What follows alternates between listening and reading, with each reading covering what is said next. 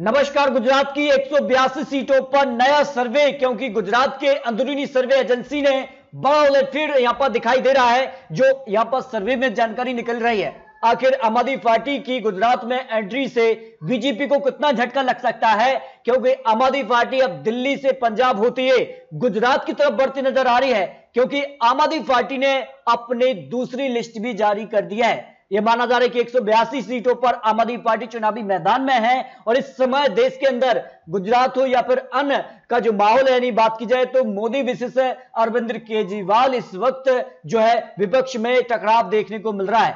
यानी कांग्रेस से ज्यादा आम आदमी पार्टी अरविंद केजरीवाल का नाम इस समय सुर्खियों में नजर आ रहा है। तो गुजरात में क्या वो कुछ करने वाले हैं? गुजरात को लेकर 182 सीटों पर क्या आंकड़ा निकल रहा है? क्योंकि बड़ी बड़ी घोषणाएं वो करते नजर आ रहे हैं। आम आदमी पार्टी गुजरात में अपना कैंपेन कर रही है। अगर बात की जाए 2024 की तैयारी है, लेकिन 2022 गुजरात चुनाव काफी महत्वपूर्ण माना जा रहा है। यहां पर बात की जाए तो हर एक पार्टी पूरी रणनीति से काम कर रही है, और बीजेपी हो या फिर बड़े बड़े दिग्गज नेता रहे हैं बीजेपी से, तो वो सभी यहां पर गुजरात चुनाव में लग चुके हैं। तो ऐसे में जो अंदरूनी सर्वे निकल रहा है वो खलबली मचा सकता है। आखिर बीजेपी कितने अंकों तक पहुंच सकती है, यहां पर कांग्रेस को लेकर क्या रणनीति हो सकती है, इस पर अगर बात की जाए जनता का मन क्या कहता है। क्योंकि 2017 चुनाव में तो कांग्रेस ने बीजेपी को कड़ी टक्कर दी थी, 77 सीटें कांग्रेस ने, जबकि बीजेपी 99 सीटें। लेकिन इस बार अरविंद केजरीवाल चुनावी मैदान में है, तो उनका क्या आंकड़ा बन सकता है? गुजरात की 182 सीटों पर सबसे लेटेस्ट आंकड़े क्या निकल रहे हैं?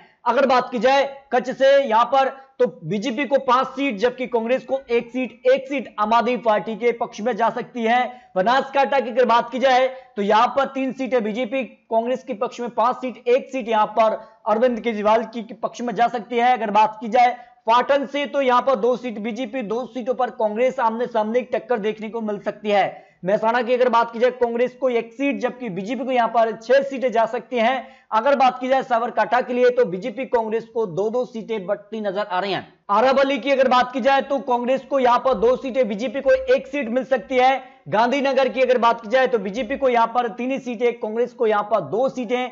जबकि अगर बात की जाए आम आदमी पार्टी का यहां खाता खुलता नजर नहीं आ रहा है। अहमदाबाद की अगर बात की जाए तो 12 सीटें यहां पर बीजेपी को जा सकती हैं, कांग्रेस के पक्ष में 5 से 6 सीटें जा सकती हैं। 2 से 3 सीट यहां पर अरविंद केजरीवाल के पक्ष में जा सकती है, जो 20 सीटें यहां पर अहमदाबाद की हैं। मोरबी की अगर बात की जाए तो 1 सीट बीजेपी को, 2 सीटों पर कांग्रेस जीत सकती है। राजकोट की अगर बात की जाए बीजेपी 5 सीट, जबकि कांग्रेस को यहां पर 2 सीटें, 1 सीट यहां पर अन्य या फिर आम आदमी पार्टी के पक्ष में जा सकती है। यहां पर जामनगर की बात की जाए तो बीजेपी कांग्रेस में 2-2 सीटें बढ़ सकती हैं, 1 सीट यहां पर अन्य या फिर आम आदमी पार्टी के पक्ष में जा सकती है। देवभूमि द्वारिका की अगर बात की जाए तो बीजेपी और कांग्रेस में 1-1 सीट बढ़ती नजर आ रही है। जो सबसे लेटेस्ट सर्वे निकल रहा है इसमें अगर बात की जाए तो यहां पर पोरबंदर से 1 सीट बीजेपी, तो 1 सीट आम आदमी पार्टी के पक्ष में जा सकती है। कांग्रेस का यहां पर खाता खुलता नजर नहीं आ रहा। जूनागढ़ की अगर बात की जाए तो कांग्रेस के पक्ष में 3 सीटें, 1 सीट यहां पर बीजेपी हो, तो 1 सीट यहां पर अन्य के पक्ष में जा सकती है। गिर सोमनाथ की बात की जाए तो बीजेपी को यहां पर 1 सीट, जबकि कांग्रेस के पक्ष में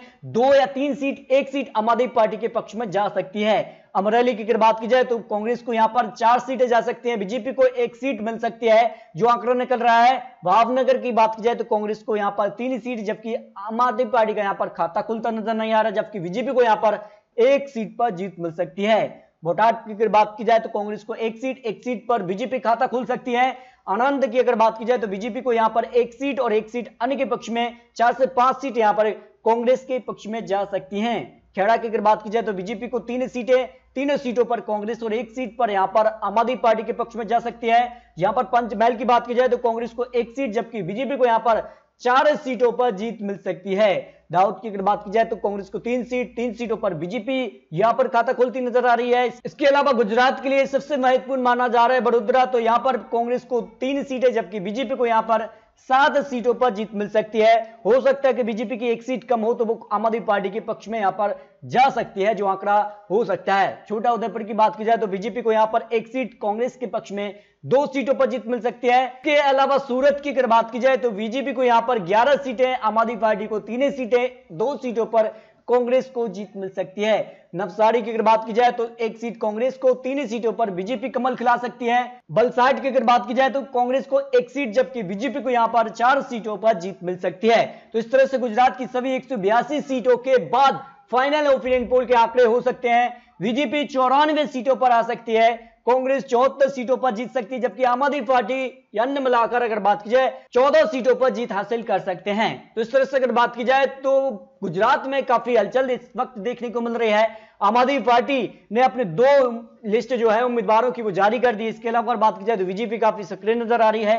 कांग्रेस का क्या रवैया हो सकता है, क्या हो सकता है? गुजरात की 182 सीटों में से फिलहाल बीजेपी सरकार के आंकड़े तक जा रही है, लेकिन आने वाले वक्त में आम आदमी पार्टी किस तरह से चुनावी प्रचार करती है, क्योंकि बड़ी बड़ी घोषणाएं वो करते नजर आ रहे हैं, तो आम आदमी पार्टी क्या बीजेपी को टक्कर दे पाएगी? पंजाब के बाद क्या गुजरात में भी आम आदमी पार्टी अपनी सरकार बना पाएगी नहीं? इस पर अपनी राय कमेंट बॉक्स में जरूर रखिए। तो मिलते हैं दोस्तों सटीक और महत्वपूर्ण विश्लेषण के साथ, तब तक के लिए जय हिंद जय भारत।